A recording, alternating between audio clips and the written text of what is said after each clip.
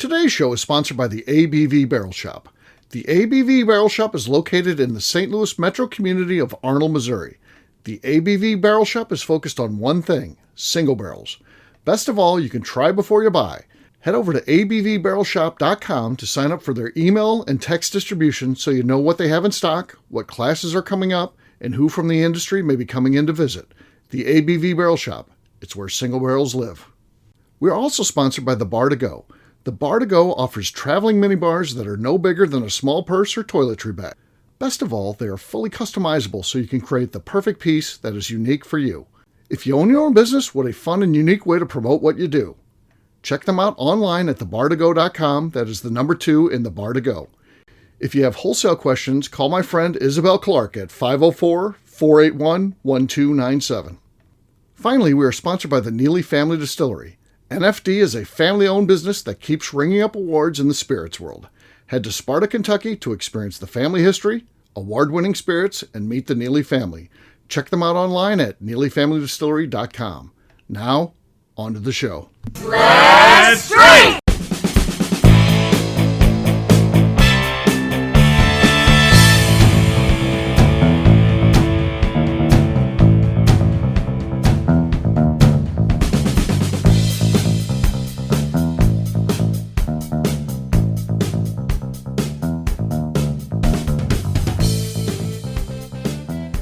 Welcome to the Bourbon Daily, the podcast about everything bourbon delivered to you every day of the week. Today we have a special show from the ABV Barrel Shop Tasting Bar where we're going to be trying a brand new release just coming out today, folks. King of Kentucky. Hey-o! Oh, yeah. We're very excited about this. King of Kentucky is a classic brand. My name is Steve Akeley, joined by Jim Fosnot and Darren McCroy. And again, we are here at the ABV Barrel Shop Tasting Bar, checking this one out. And just for you, first of all, for the audience, wanted to apologize a little bit. Our show typically comes out at 2 a.m. Central Time. Because of this, we had to follow the release time, which was 8 o'clock Eastern, 7 Central. So it comes out at 7 Central. So you may have been looking, what's going on with the daily? I count on the show coming out every day. We had to wait until the embargo's lifted because you don't get the second chance. If you mess up and send it out too early, you are suddenly out of that business and you don't get to get the new releases like that in advance. And a very special opportunity that we got to be able to taste this one in advance and tell you guys about it on the day it releases. So very cool stuff.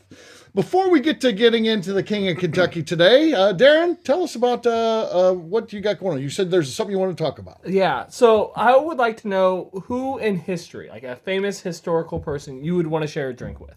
Okay. They could come back to life just for one drink. Yes. And I like the idea of famous person in history because immediately if you say anybody, of course, it goes to family. Yeah. It's some relative down the line. And so you eliminate that from the conversation.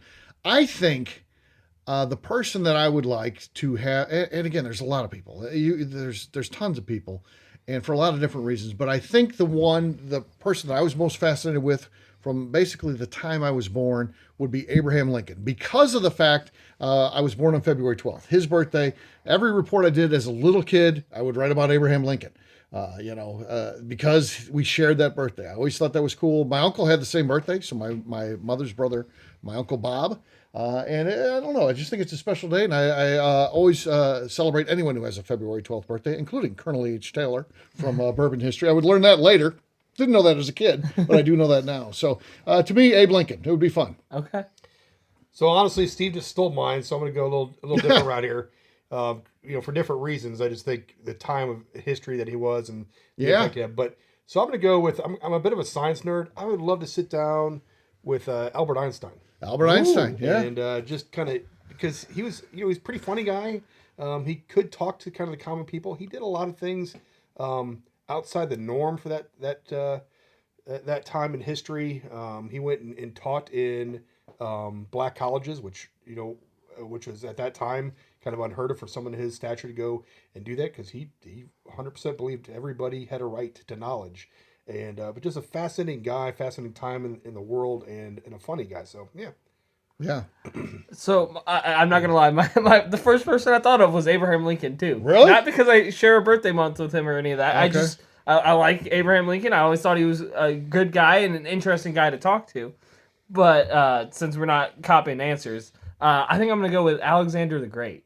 Now, there might be a little bit of a language barrier, as in there definitely would be, but I think it would be interesting to talk to someone that far back that had a whole different outlook on the world, how the world worked, and all of that. I think that would be a fascinating Part of the deal drink. is because it's all made up, you could say the communication is an issue. He comes out, either he talks English or you're able to communicate. Alexander the Great. Yeah. Whatever it is, it just works.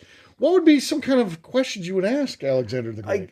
I would ask him about building the empire and everything that he had to go through. Did he go up through the ranks? Was for a while was he Alexander the Very Good? And that would probably have to be on there. Did he give himself the name? Right.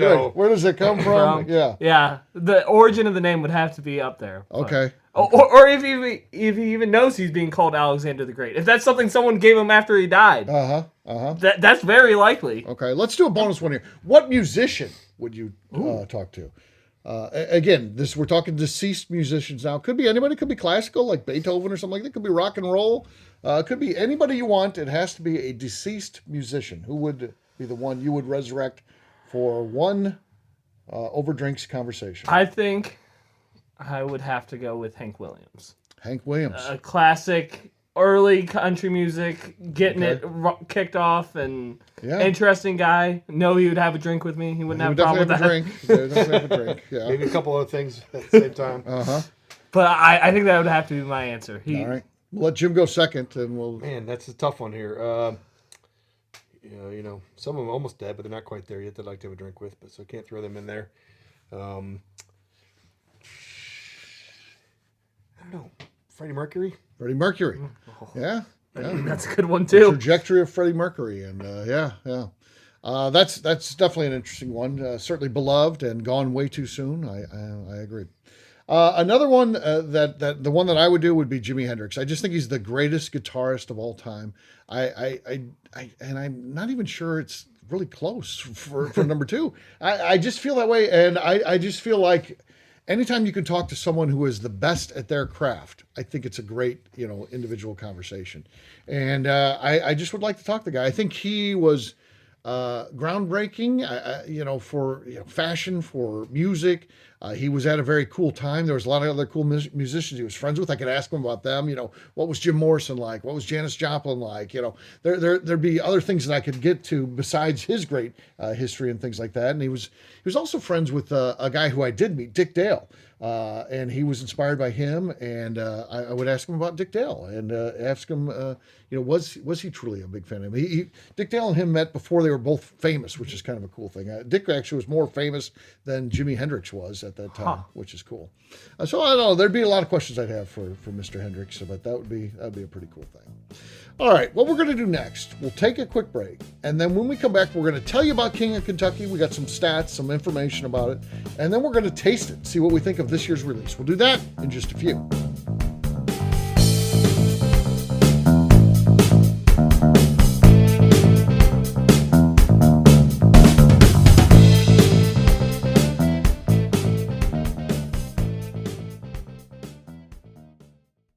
Okay, let's talk about the people that make these shows happen. First up is the Stave and Thief Society. Via their in-person class at Moonshine University in Louisville, Kentucky, the Stave and Thief Society is the place where you, a bourbon enthusiast, can expand your knowledge and emerge an executive bourbon steward. In 2017, I completed my executive bourbon steward certification.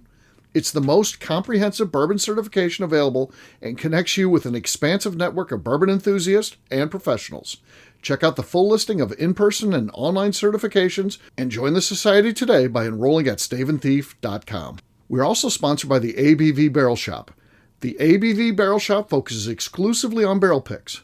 It's the job of owners Steve Akeley and Jim Fosnot to seek out distilleries that are making the best whiskey in the world, taste through their barrels, and select the ones that are off-profile in the best way possible. They have high standards and refuse to allow anything into their store other than something they would be proud to have their name on. This leads to some really awkward conversations with distilleries that can't make it, but they do it for you, their customers. Learn more about what is going on at their St. Louis-based store by heading over to abvbarrelshop.com. Last but not least, we are sponsored by Neely Family Distillery. Royce Neely is the 11th generation distiller in one of America's oldest distilling families.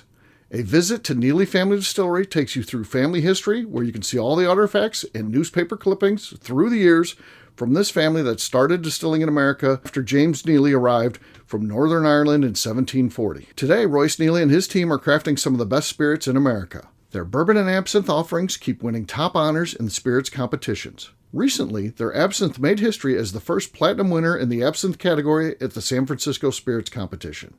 Neely Family Distillery is definitely a bucket list destination if you are a bourbon fan. Learn more about their spirit offerings, visiting their facility, and the awards they have collected over at NeelyFamilyDistillery.com.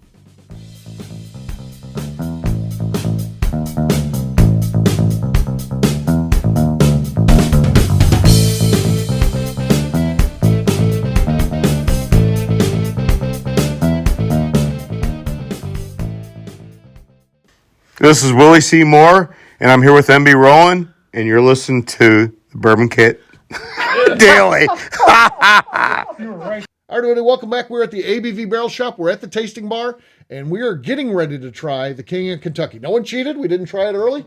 We're going to be trying it live on this show with you. All right, Darren, before we get to that, though, you got a little sheet here from Brown-Forman that has some production notes. What can you tell us about this release of King of Kentucky? So it was distilled at the Brown-Forman Distillery. Okay.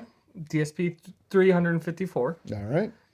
It was distilled in July 19th, 2007. 2007, okay. I was in 4th grade. You were in 4th grade at that point, all right. Somewhere around there. Went into the barrel at 125. It's 79% corn, 11% rye, 10% malted barley. Okay. It's going to vary in the release of the proof from 125 to 135. Okay. So, and it's 16 years old. There was 51 barrels that were set aside to become King of Kentucky this year, and they only got 35% out of each of those barrels on average. So the average yield was just 35%. So think about that. Imagine making a product and what you have left in that barrel. On average, again, I'm sure some are more, some are less, and probably some are a lot less, but 35% is your average. That's rough. That's rough. I mean, it'd still be a good baseball average, but sure, whiskey's not the baseball business. Right. We're talking less than 20 gallons per barrel coming out. Yeah. So we're talking 3,800 bottles are produced. So that is a small release. That is about half the size of like the Four Roses limited editions. Pappy Van Winkle, again, the whole line, about 7,000 bottles typically. So this is not going to be an easy one to get. So, yeah. Then the one that we have here is 125.8 proof. Okay. So is there any information in there about suggested retail? Because that's always good to talk about these. It ends up going, we always start thinking about secondary. But if you find a retailer, you got a relationship, you're able to get one. What are we talking? Does it say? $299.99. $299.99. Okay. So which probably means, secondary is $2,000 more. At least. I don't know. I don't really do the secondary, but I just hear these crazy prices and it's angering, of course. I just wish people that love the whiskey could get it, and not just the people who have the most money. And that's kind of how a lot of that stuff ends up working, really. All right, let's. It's time now. Let's do a quick cheers, and then we'll talk about nosing and then tasting notes. Oh, man. On the nose. We're sitting down, otherwise we may have collapsed. Our knees may have just gave out there. It's fantastic. Honey. That's everything you want on the nose. Caramel. Yeah, caramel. Man, 0% alcohol or alcohol vapor. Nothing like that. Nothing like that at all. This is just, oh man, that's good. All right, let's try it. Here we go. The moment of truth.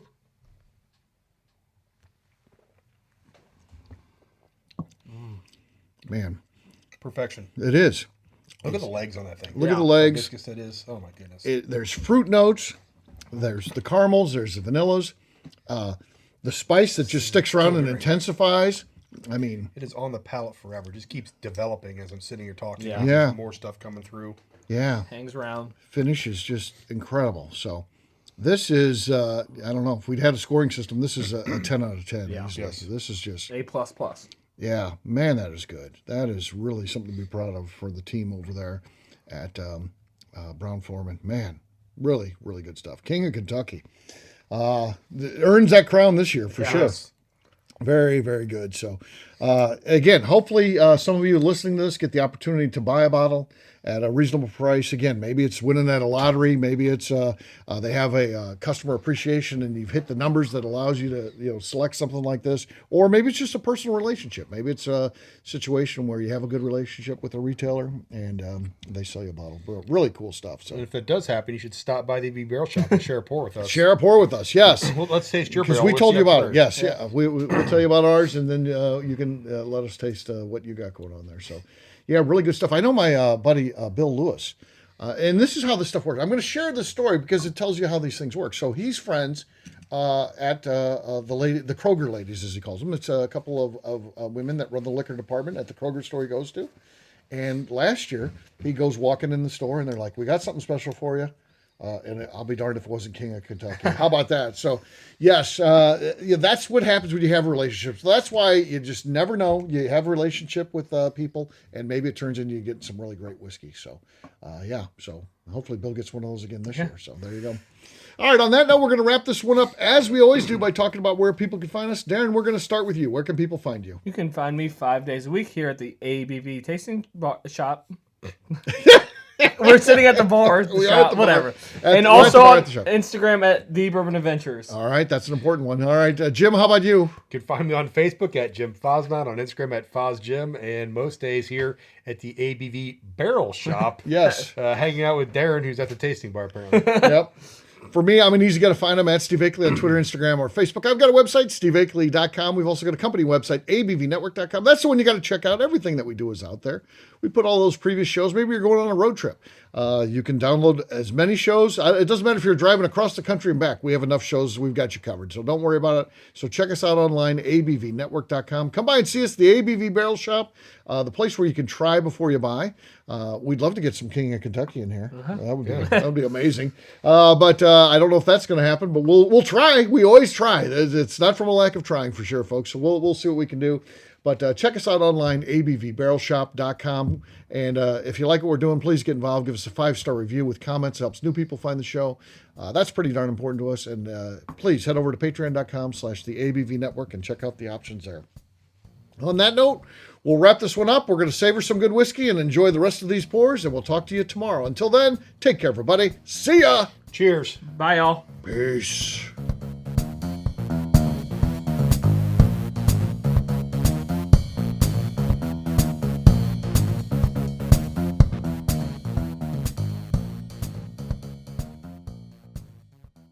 Before we finish the show, let's talk about some of the great companies that support the ABV network. First up is Moonshine Still Pro. Moonshine Still Pro is owned and operated by Russell Creed, who makes stills for the hobby distiller. He offers a one-stop shop for everything the at-home distiller needs. Whether it's a small, experimental stovetop still or something bigger you run outside, he has the still or parts you would have difficulty fabricating yourself if you were trying to build a DIY still project. Additionally, he has resources to assist in creating unique distilled spirits, including heirloom grains, barrels for aging, and recipes. Check out Russell's company online at moonshinestillpro.com. Finally, I have a question for you. Have you ever boxed a bear? Of course not. That'd be silly. Bears really don't follow the rules, so shots in the back of the head, punches to the nuts, and scrums after the bell would be the norm. A better idea would be to enjoy Boxing Bear Whiskey, a brand crafted by Nobleton's Distilling House in Union, Missouri, and sold exclusively at the ABV Barrel Shop in suburban St. Louis. This is a popular offering that sells out quickly, but when you are in town, stop by the ABV Barrel Shop and see if they have it in stock.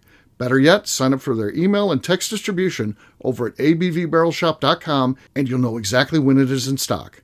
This is Steve Akeley, owner of the ABV Network, signing off. We thank you for listening to our programming and truly appreciate your support. The Bourbon Daily is part of the ABV Network. For more information or to become a sponsor, please visit abvnetwork.com. Thanks for listening and cheers. This has been a Steve Akeley production.